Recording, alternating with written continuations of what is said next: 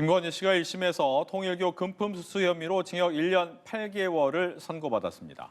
특검이 주장한 3개 혐의 중 1개만 일부 유죄로 인정된 건데요.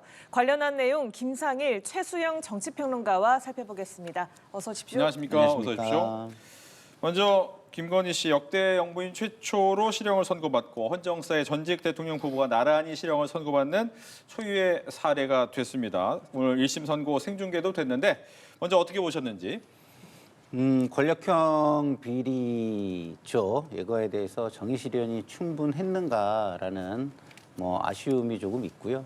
그다음에 판결문을 좀 들으면서 느낀 것은 특검의 역량도 조금 강화가 될 필요가 있는 거 아닌가라고 해서 특검의 어떤 공소 유지 능력에도 조금 실망을 했다. 이렇게 생각이 드는데요.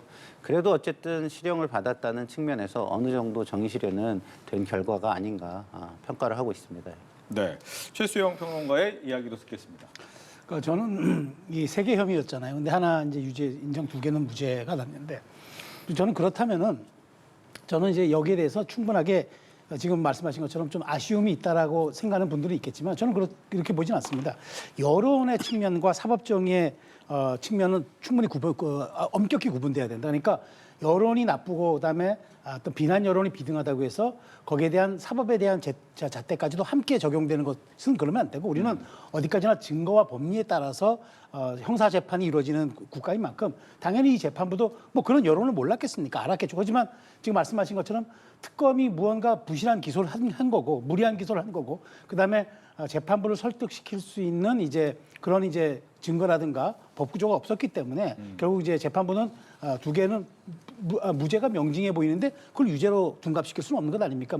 그래서 밖에서는 일각에서는 여러 가지 좀 비난 여론이 많습니다만은 어쨌든 이 전직 대통령 부부에게 처음으로 이렇게 지금 물론 윤 전 대통령은 2월 19일 선고를 앞두고 있습니다만은 내란 우두머리 재판은 유죄가 떨어진 것, 그다음에 특히나 여기에 대해서 어쨌든 대통령의 영부인으로서의 공적 기능 수행에 상당한 문제점을 지적하고 여기에 대해서 사실 중형인 거죠. 1년 8개월이면은 그다음에 다 추징까지 한 걸로 보면은 그래서 어쨌든 이 부분은 2심 가서도 다툴 것은 있겠습니다만은 저는 어쨌든 사법정의의 실현이 엄격하게 구분된 점, 저는 이번 선고의 의미는 거기 있다고 생각합니다. 네. 조금만 보태고 싶은데요. 좀 오해가 있을 것 같아서 이게 무죄가 명징하다는 표현을 지금 해주셔가지고 근데 판결문을 시청자분들께서 좀 보셨을 수도 있고 안 보셨을 수도 있지만 일단 도이치모터스 주가 조직 사건과 관련해서는 방조 혐의와 관련해서는 거의 유죄를 인정하듯이 말씀을 재판장께서 하셨고 그렇다고 한다면 공소장 변경을 통해 가지고 충분히 그 부분은 유죄를 끌어내야 될 여지가 남아 있다 이런 말씀을 드리고요. 두 번째 명태균 씨 관련해서 그 부분도 재판장께서 정당의 공천에 권력자의 말 한마디가 영향을 미치는 정도를 잘 이해하지 못하고 너무 형식적으로 보신 거 아닌가. 그래서 권력형 비리에서는 대부분 우리가 포괄적으로 많이 보거든요. 그래서 너무 기계적으로 보신 것 같아서 이 부분에 대해서는 상급심에서 따져볼 필요가 있는 부분이다라는 말씀을 드립니다. 네, 재판부가 선고에 앞서서 옛말에 형무 등급, 추물이 불량이라는 말이 있다. 그러니까 법 적용이 권력의 유무에 따라서 예외나 차별이 없어야 한다라는 한자성어를 인용하면서 운을 뗐는데 이 부분은 어떻게 들으셨는지요? 글쎄요, 그 말을 들을 때만 해도 정의 실현에 있어서 권력이 있는 자들에 대해서 굉장히 엄격한 정의 실현이 필요하다라고 이해를 저는 좀 하면서 들었었는데 마지막에 결과는 그거보다는 무슨 가명사유, 정상참작 이런 부분이 훨씬 컸던 거 아닌가. 왜냐하면 이것은요, 어쨌든 남들에 비해서 가질 수 없는 자리, 가질 수 없는 영향력과 권력을 가진 자리에서 행해진 것입니다. 그런 차원에서 본다면은 가명 사유가 정상 참작의 사유가 훨씬 더 엄격해야 된다라고 저는 보여지는데 오히려 가명을 하기 위해서 이 말씀을 하신 것 같은 결과였기 때문에 좀 아쉽다는 말씀을 드립니다. 네, 정의 실현이 충분했는가 좀 아쉬움이 있다라는 말씀을 하셨는데 일단 선거 시작과 관련해서 선거 시작과 함께 이런 발언을 한 것에 대해서 어떤 의미가 있다고 찾아볼 수가 있을까요? 그러니까 재판부도 여론을 의식한 거예요. 그러니까 이 얘기는 뭐냐면 법의 적용을 받는 사람은 현직에 있을 때나 그 현직을 떠나서 권력을 잃었을 때는 똑같아야 한다. 그러니까 이 얘기는 뭐냐면 지금 김건희 여사에 대한 그 굉장히 이제 비난 여론이 많고 사실 1심에서 선고 구형은 15년이라는 중형이 나왔잖아요. 지금 근데 사실 선고는 거기에 대한 거 정확하게 말하면 10분의 1인 겁니다. 그러다 보니까 재판부도 이게 그렇다고 해서 없는 죄를 만들어낼 수는 없는데 그러다 보니까 혹여나 우리가 과거에는 이런 잣대로 보고 지금은 또 이런 잣대로 본다라는 그런 비난을 의식해서 여기에 대해서는 우리가 권력을 잃은 사람에게도 엄격하게 적용을 했다라는 그 의미를 얘기한 것 같아요. 근데 그러면서 이제 여러 가지 고사성어까지 함께 인용을 했는데 저는 재판부가 저는 어쨌든 이렇게까지 고심 끝에 내릴 수 있었던 거는 그 특검이 6개월 동안 얘기하면서 저는 특검에 대한 수사 다시 한번 말씀드리는 게 이유가 민중기 특검이 중간에 정당성 여부에 한번 흔들렸어요. 민중기 특검 자체도 그 주식 투자에 대한 사전 정보를 갖고 함으로써 부당이득을 취했다는 논란이 있음으로써 굉장한 정당성에 대한 이제 그 신뢰가 흔들렸고 또 하나 이제 그 검찰이 해체가 되면서 있던 검사들이 떠나겠다고 하면서 검사들을 파견 검사들을 달래는 과정에서 혹여나 좀 저도 이런 부실한 기소들이 이루어지는 일종의 약간 어떤 태업이라고 그럴까요? 그런 것들이 있을 수 있었다고 보기 때문에 그렇지만 재판부는 그렇게 온 것에 대해서 구형이 있었다고 해서 그 구형을 전체도 사실로서 입증하는 걸 따르는 건 아니잖아요. 그래서 양쪽 변호인단의 얘기를 듣는 거니까 그런 측면에서 이제 구형의 10분의 1을 내리는 재판부가 어쨌든 그 사전에 선고문을 써놨으니까 그 부담이 일정 부분 이 말에 예단으로 드러났다. 예단이라기보다는 약간 이제 뭐랄까 이제 거기에 대해서는 미리 좀 이게 좀 그러니까 좀 한자락 까는 측면에서 이야기를 한 것이다. 저는 사실 그렇게 판단했습니다. 네. 1년 8개월 선고가 됐는데 뭐 앞서 저희가 잠깐 이야기를 했지만 뭐 세 개 혐의 중에 한 개만 유죄가 나온 거고 두 개는 무죄가 나왔습니다. 김건희 씨 측에서는 법과 양심에 따라 판단 재판부 감사 재판부의 지적 수용하고 심력 끼쳐 죄송하다라고는 했지만 특검이 정치적 수사를 했다 이렇게 왔단 말이에요. 그러니까 이게 정말 아직까지 반성을 할 줄 모르는구나 이런 생각이 들어요. 판결문에 대해서 제가 조금 설명을 드렸지만 재판부는 입증에 충분하지 못함을 가지고 판결을 한 부분을 굉장히 역력하게 드러내지 않았습니까?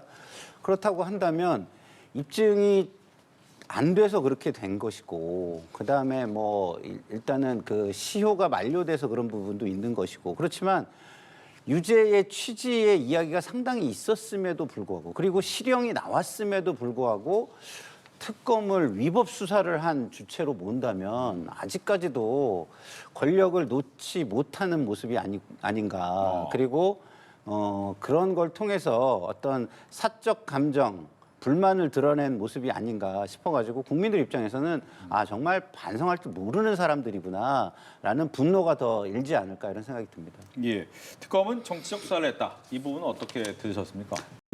그 김건희 여사 측 변호인단 입장에서는 충분히 그럴 수 있죠. 15년 구형이 나왔는데 그 10분의 1 선고에다가 그다음에 그 사실 3개 중에 그 2개가 무죄로 났다 그러면 1심에서는 그렇잖아요. 그러니까 그렇다면 이제 사실은 3분의 2가 부실 수사했다는 얘기 아니겠습니까? 당연히 이런 반응이 나오죠. 또 물론 또 특검대로 또 항소하겠다고 얘기했으니까 또 2심서 다퉈볼 문제가 있지만 제가 아까 말씀드린 대로 혹시나 이제 특검이 어떤 특정한 이제 목표를 두고 좀 무리하게 목표 수사를 하지 않았나. 그 과정에서 이제 사실 불거진 것들이 많잖아요. 국토부 공무원에 대해서 일종의 그 말하자면은 지류로 수사했던 이른바 이제 그 지류로 수사했던 부분들이 이번 그 1심 선고에서 또 무죄가 나왔어요. 그러니까 이런 것들이 사실 특검이 이제 물론 그 특검의 수사 중에 취득한 그런 새로운 혐의에 대해서는 수사를 할 수 있다고 하지만 너무 무리하게 수사를 했고 그러면 무리하게 수사를 하는 만큼 그러면 거기에 대해서 뚜렷하게 이제 증거로 입증할 수 있는 법리나 사실관계들을 조금 그 재판부에다가 좀 얘기를 했었어야 되는데 그게 안 된 거잖아요. 저는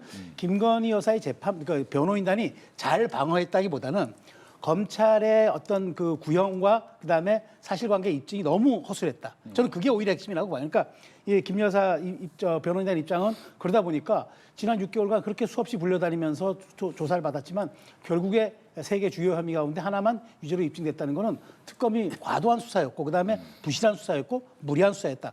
저는 그 얘기는 충분히 할 수 있을 거라고 봐요. 근데 이제는 1심은 끝났으니까 다툴 수 있는 건 2심에서 여기에 대해서 서로가 그렇다면은 특검은 더 추가로 보강을 해서 또 제출해야 되겠고 김 여사 입장에서는 뭐 1심 선고를 가지고 또 방어를 계속 하겠지만 저는 그렇다고 2심도 물론 이렇게 완전히 법리 구조가 바뀔 수 있을까? 저는 특검이 상당 부분을 보완하지 않는 한 1심과 그렇게 다른 결론이 나지 않을 거라는 생각이 들어요. 네, 1년 8개월이라는 1심 선고 결과와 관련해서 민주당에서는 죗값에 턱없이 부족하다라고 질타를 하고 있고 국민의힘에서는 입장 표명을 좀 자제하는 모습을 보여주고 있는데 이러한 여야의 반응은 어떻게 보고 계신지요?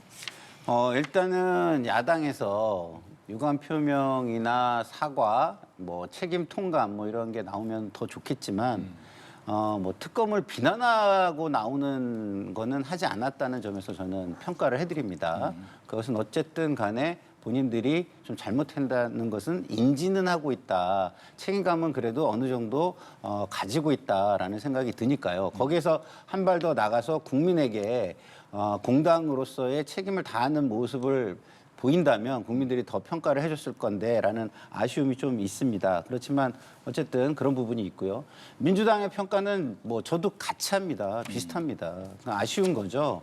일단은 특검이 입증이 좀 불충분했다는 부분에 대해서 굉장히 아쉬운 거고 왜냐하면 판결문에 드러나 있지 않습니까? 방조 혐의는 거의 뭐 인정하듯이 이야기를 했던 것이고 그리고 재판부의 특징이라는 것이 있는 거 아닌가라는 생각이 드는 게 권력형 비리는 제가 아까도 말씀드렸지만 포괄적으로 이렇게 보는 경우가 많습니다. 정황이나 이런 것들을 중심으로 보는데 아니 뭐 공천심사위원회에서 토론을 통해서 김영선 공천을 최종 결정했다. 이거를 근거로 들어가지고 하는 것은 저는 이거를 권력에 대해서 좀 약간 바라보는 이 재판부의 특징이 너무 기계적인 게 아닌가. 권력형 비리는 그렇게만 봐서는 안 되는 것인데 이런 생각이 들기 때문에 항소심을 통해서 다투어야 되겠다라는 부분을 지금 현재의 민주당으로서는 가질 수밖에 없는 입장이다라는 말씀을 드립니다. 네, 민주당에서는 결과에 대한 아쉬움 그리고 더 나아가서 이 강도 높은 사법 개혁을 촉구하는 목소리까지 나오고 있는 상황인데 이에 대해서 어떻게 보고 계세요? 그럼 이진관 부장판사가 한덕수 전 총리에 대해서 예상을 깨고 23년 내렸을 땐 그게 사법정의의 실현이라고 얘기를 하고 지금 여기에 대해서는 15년에서 1년 8개월이 구형되니까 이거는 죗값이 턱없이 부족하다고 하는데 죗값에 턱없이 부족한 유무를 정치권이 판단한 건 아니지 않습니까? 근데 민주당이 이렇게 사법개혁을 하고 사법부를 존중한다면서 이런 식으로 얘기하는 건 이중적인 거죠. 그러니까 자신들의 입맛에 맞는 판결이 나오면 박수치고 환호를 하고 재판부가 정의롭다고 얘기하고 이렇게 나오면은 말하자면 재판부의 뭐 정의가 실현이 부족하다는 식으로 얘기하면은 아니 뭐하러 사법부를 둡니까? 그러면 정치권이 바로 재판을 해버리지 여론에 따라서. 김건희 여사가 악마화되고 여론의 비판을 받는 건 저도 어느 정도 알아요. 그렇다고 해서 사법까지 이게 증거와 법리가 아닌 말하자면은 감정에 따라서 벌을 줄 수는 없는 것 아닙니까? 그러니까 이걸 탓하려면 특검의 부실한 수사를 탓해야지 왜 이 재판부를 탓하냐는 저는 말씀드리고 저는 국민의힘의 입장에서는 지난번에도 그렇지만 늘 언제나 똑같은 게 사법부의 판단을 존중한다는 거잖아요. 그럼 2심에 가서 다툴 문제인데 저는 이러면서 또 사법개혁을 얘기하는데 결국 그래서 민주당은 내란 전담 재판부라든가 지금 시도를 하고 있지 않습니까? 그런데 이런 식으로 하면 결국 이게 2심 압박용이다. 1심과 비슷하게 형량 내리면 우리는 또 말하자면 당신들도 비난할 거라는 약간 예고편 같아서 전 정치권이 그냥 다 사법부의 판단을 존중한다. 최소한 저는 이게 대법까지 나왔을 때 저는 정치권이 뭐 어떤 식으로든 얘기가 나오는 게 맞지. 지금 2심에 올라가는 상황에서 이런 식으로 약간 비난의 화살을 쏟아내면은 2심 재판부는 얼마나 또 여론 재판에 대한 부담을 갖겠습니까? 그러니까 이런 정도는 전 정치권이 자제를 해줘야 된다. 정치는 제도와 시스템으로 가는 것이지 이런 식으로 감정으로 처리하는 것은 아니라고 봅니다. 네, 이 김건희 측이나 특검 모두 항소하겠죠. 근데 네. 보면 김건희 씨 측은 그동안 무죄 나온 데에 대해 상소 포기한 전례 앞서서 있었으니까 그 부분 해야 되는 거 아니냐 이런 얘기 나오잖아요.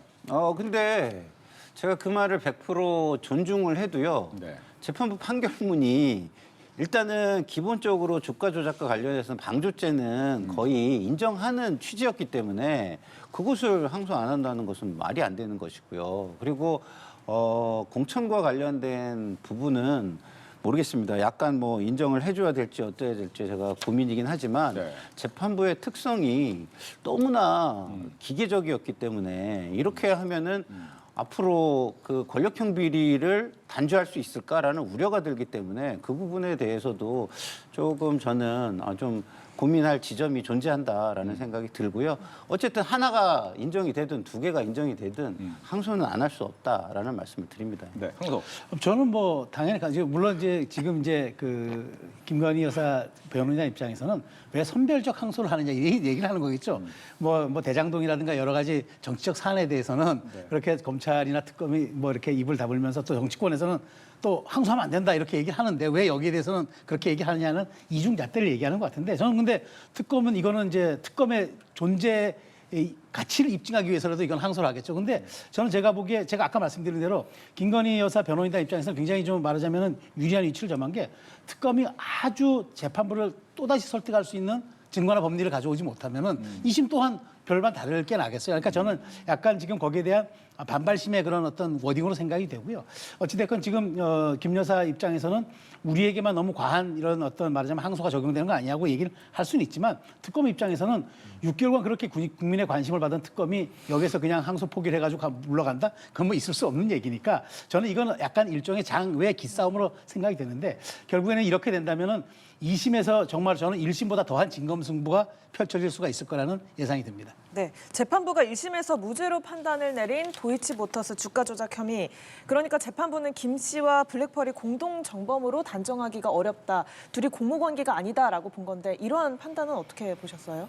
그러니까 이제 뭐 그게 증거에 입각해서 판결을 하신 거죠, 재판부가. 그래서 공범이려면 그 어떤 나쁜 일이 진행되는 데 있어서의 인지와 역할 분담 뭐 이런 것들이 어느 정도 있어야 되는데 그런 부분을 찾기 어렵다라는 것이고, 그러나 이것이 부당한 어떤 주가를 가지고 소위 말하는 우리가 작전이라고 하죠. 이 작전을 하려고 한다라는 것에 대한 인식은 충분히 있었다라고 판결을 했기 때문에 그런 부분의 경우 방조범으로 이미 판결이 나온 게 있잖아요. 같은 사안에 대해서. 그렇기 때문에 이거는 사실상 방조범으로 기소가 되면 그것은 유죄다라고 이야기한 거와 다름이 없는 부분이 아닌가 이런 생각이 듭니다.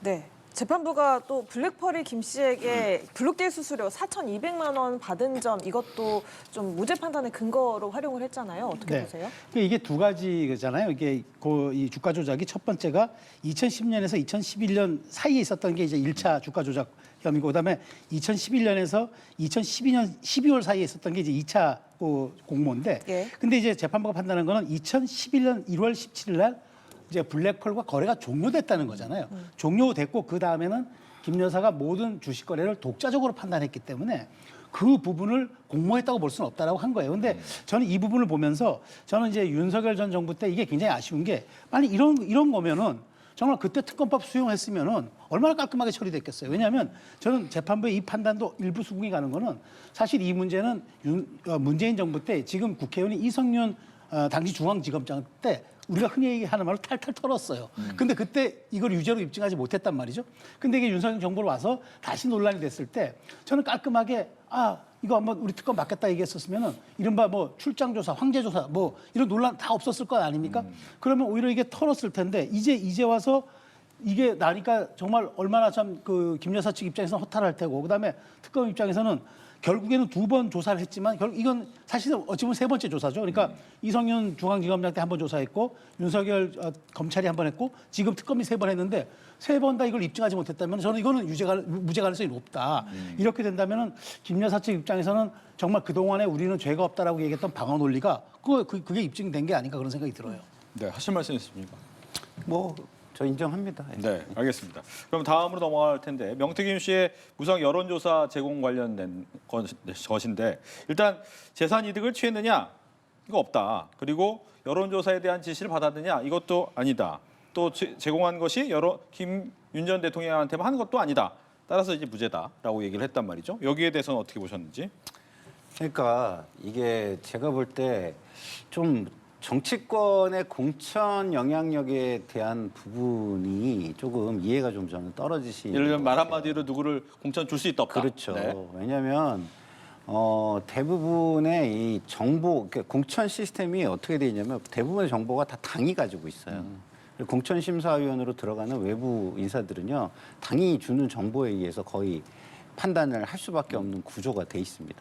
정말 이거는 내가 내 이 뭐랄까 인정 범위 내를 벗어나기 때문에 도저히 인정할 수 없어라고 하는 것만 반발할 수 있는 구조예요.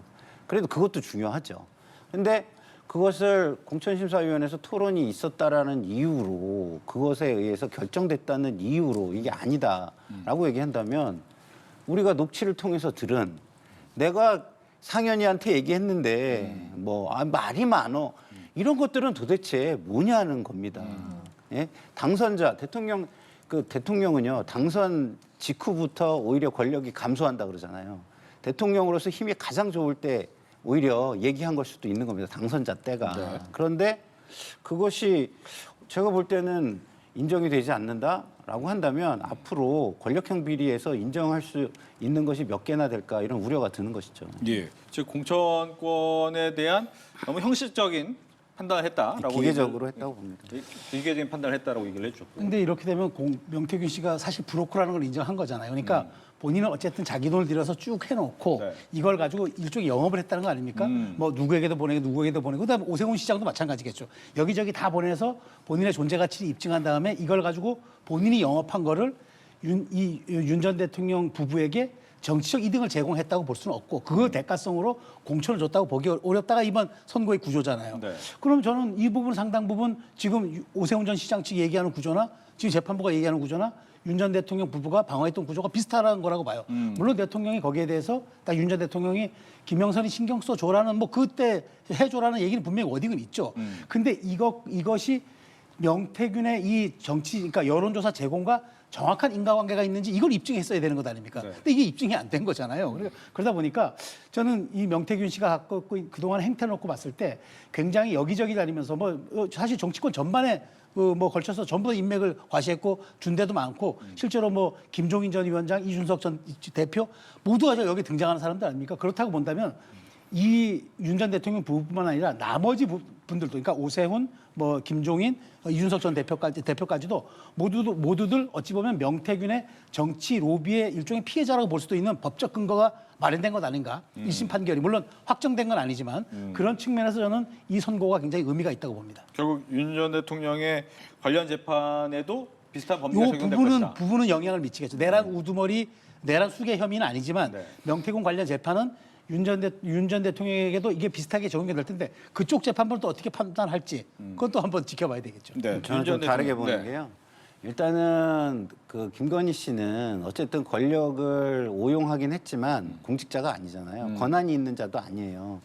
그렇기 때문에 이렇게 어쨌든 제가 볼 때는 너무 좀 약간 기계적인 판단이 있지만 이렇게 나왔다지만 오세훈 시장이나 윤석열 그 당시 당선자는요 권한이 있던 사람들이에요. 그렇기 때문에 그 관계가 그런 식으로 구조화되지는 않는다라는 생각이 저는 들고요.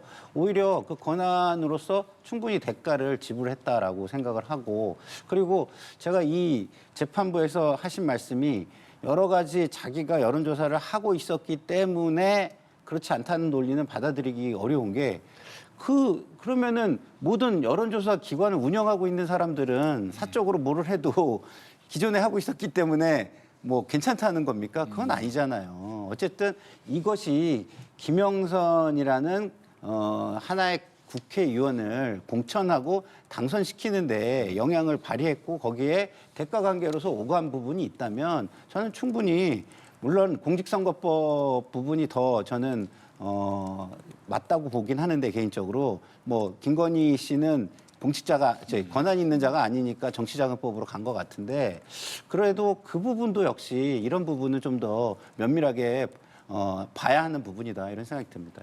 네. 자, 그러면 이번에는 유죄 판단이 나온 통일교 금품 수수 혐의 관련 내용도 짚어보도록 하겠습니다. 윤영호 전 통일교 세계본부장이 대통령 최측근인 김 씨 그리고 권성동 의원에게 금품을 전달한 혐의가 인정이 되면서 징역 1년 2개월을 선고를 받았습니다. 윤 전 본부장이 통일교 자금을 횡령했다라고 재판부가 판단을 내린 거죠. 네. 그러니까 윤영호 씨가 그동안 자백 진술을 한 거에 대해서 증거로 인정을 한 것입니다. 그런 부분에 대해서 굉장히 구체적이기도 했거니와 이런 위치, 그 당시에 이제 윤정호 씨의 위치가 그런 것들을 다 실제로 관장하는 위치였었기 때문에 그것의 증거 능력을 인정을 한 것이죠. 그런 측면에서 본다면 다른 재판이나 이런 데서도 윤정호 씨의 위치와 관련해 가지고 증거 능력들이 굉장히 논란도 좀 있고 능력으로 인정되기도 할 것이라는 생각이 듭니다. 네, 윤 전 본부장이 자백을 했다는 점이 이 형량에 좀 영향을 미친 선고 결과일까요? 그렇죠. 자백도 했고 그다음에 수사에 대단히 성실히 협조했잖아요. 물론 이제 가다가 중간에 말이 바뀐 적은 있어요. 근데 뭐 그것이 이번에 대세에 큰 영향을 미친 것 같지는 않고, 예, 뭐 그 부분은 이제 뭐 전제 수연도 관련이 있다 보니까 그건 나중에 또 특검이 만약 또 출범한다 그러면 그때 가서 다뤄볼 문제 같고요.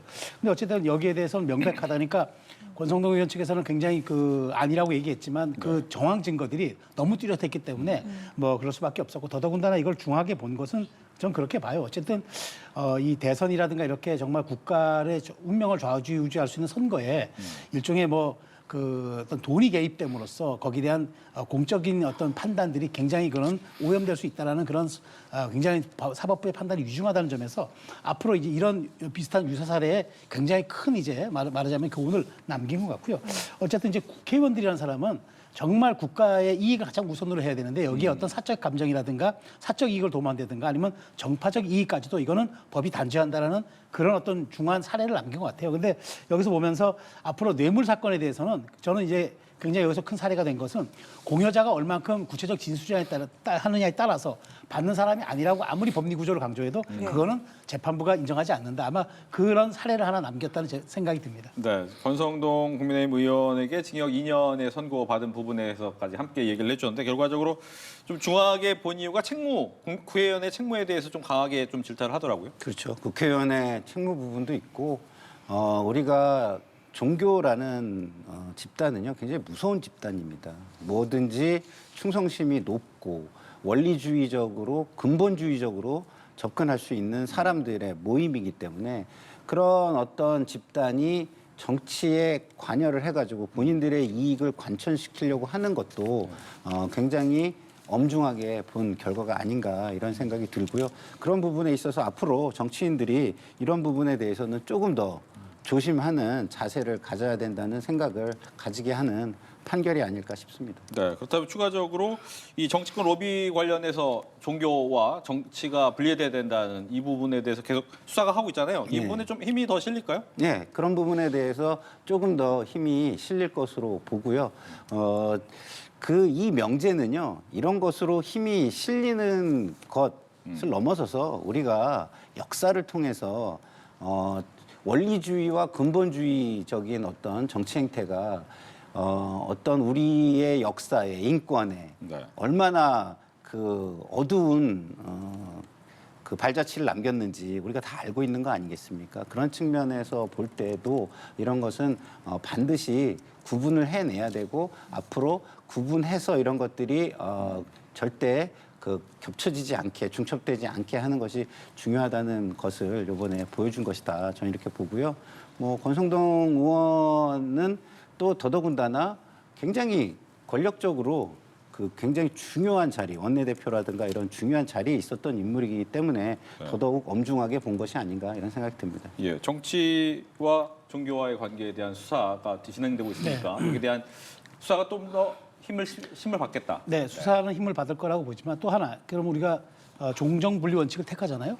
그러면 종교도 정치에 개입해서는 안 되지만 정치도 또 종교에 과하게 개입해서는 안 됩니다. 그러면 특검이 많이 출범한다 그러면 깔끔하게 특검에 대해서 수사의 영역을 맡기는 게 낫고 정치권에 여기서 과도하게 개입하는 거 그것도 종정 분리 원칙에 위반되는 겁니다. 그렇기 때문에 저는 통일교 특검, 뭐 신천지 특검 뭐 같이 함께하든 아니든 뭐 상관없습니다만은 중요한 거는 그렇다면 이런 사례들이 다시는 반복되지 않도록 해야 되는데 그렇다고 정치가 너무 종교에 이렇게 과하게 개입하다 보면 다시 또 종교가 정치의 눈치를 보는 일이 반복될 수 있기 때문에 그걸 끊기 위해서는 확실하게 저는 정치가 과하게 개입하는 점도 분리돼 줘야 한다. 그 말씀드리고 싶습니다. 예. 자, 이번에는 주제를 좀 바꿔보겠습니다.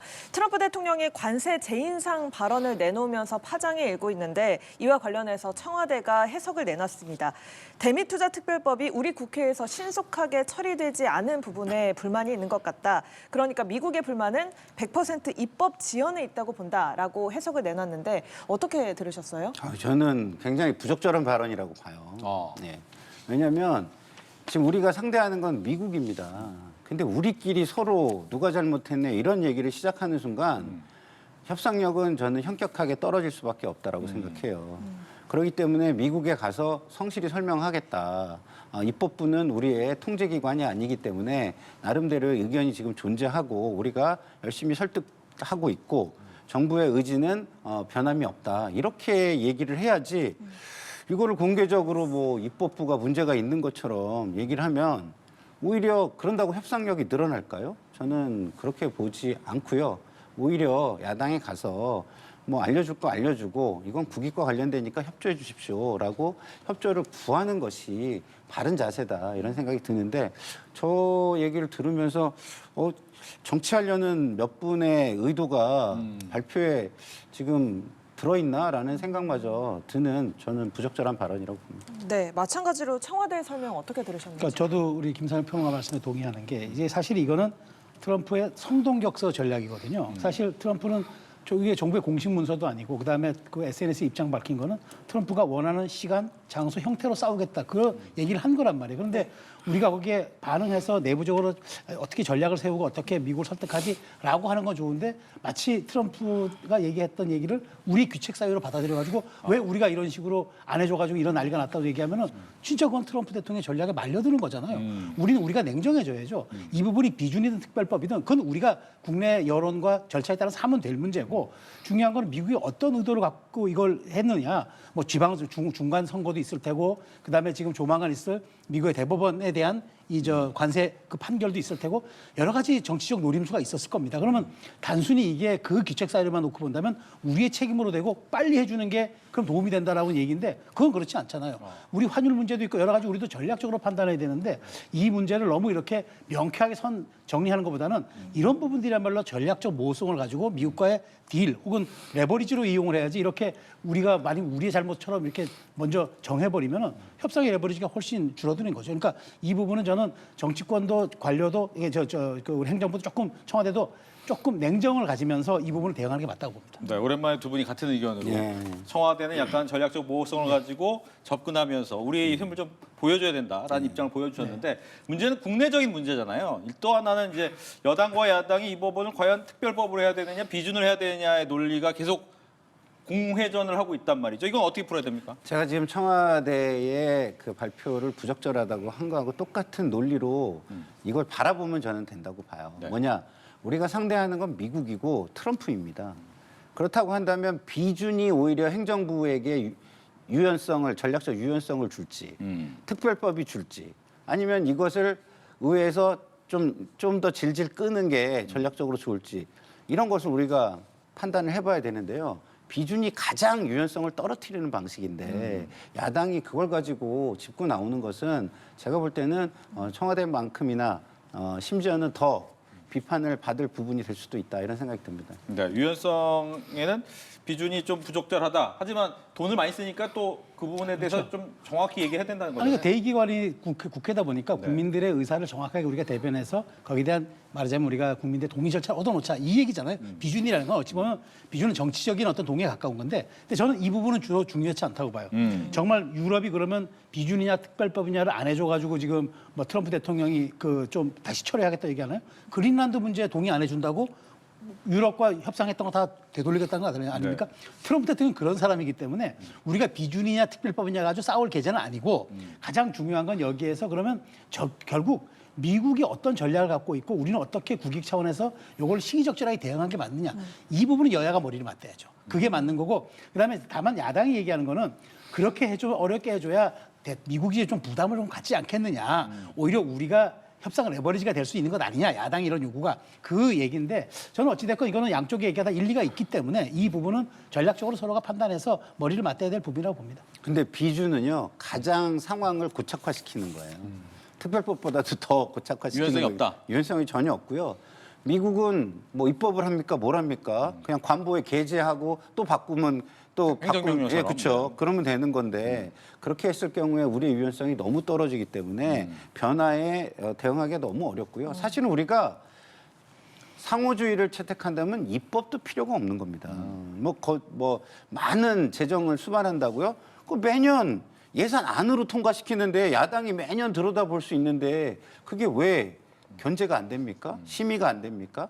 다 되잖아요. 이건 사실은 입법도 필요 없고 비준도 필요 없는 건데 협상상 미국의 어떤 우리에 대한 압박을 최소화시키는 것 중에 하나로 피해가 가장 적은 거를 선택해가는 우리의 과정이었을 뿐이다라는 말씀을 드립니다. 그러니까 짧게 말씀드리면 야당도 이걸 뭐 당략적으로 정략적으로 이렇게 얘기한 게 아니라 이런 부분이 오히려 대미 협상에는 그게 하나의 수단이 될 수도 있다. 그런 측면에서 제안한 거니까 그렇게 보시면 될 것 같아요. 네, 이에 대응해서 우리 정부는 김정관 산업부 장관을 미국으로 급파했습니다. 아마 우리 시각으로는 내일 오전 중에 워싱턴에 도착을 할 것으로 보이는데요. 하워드 러트닉 상무장관과 만나서 우리 정부와 국회가 노력하고 있다 이런 점을 좀 차분하게 상세하게 설명을 할 거라고 밝혔습니다. 미국의 반응은 어떨까요?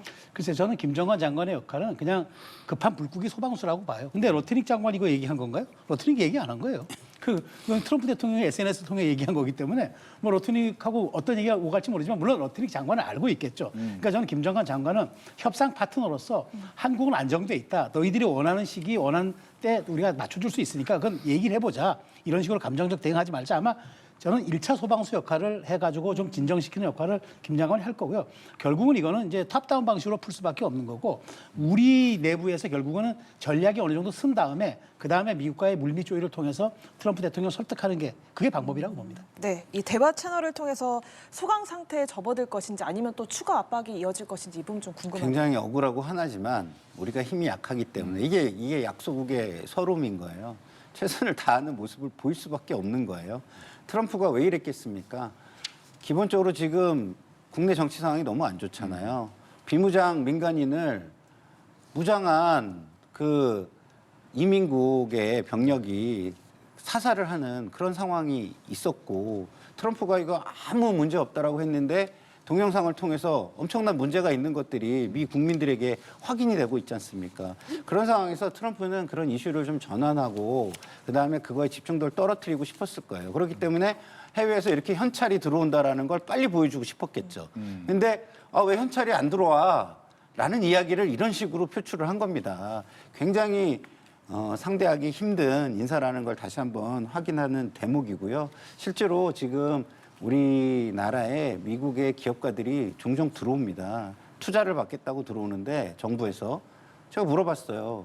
아니, 정부에서 어떻게 미국에 투자를 해주냐 그랬더니 그 3,500억 불을 노리고 얘기를 하는 거예요. 그래서 당신들이 굉장히 급할 거다 이렇게 얘기를 하던데 저는 우리 급할 게 없다. 이거는 우리가 이익이 낳는 분야를 찾아야 하는 것이지 그런 걸 인정을 안 해주면 되겠냐 그랬더니 저한테 그러더라고요. 그런 식으로 하면은 트럼프가 친한 사업가들을 모아가지고 리스트 만들어서 일방적으로 강요하게 되는 상황이 올 수 있다. 이렇게 얘기하더라고요. 굉장히 불쾌했지만 그 현실이라는 생각이 들었어요.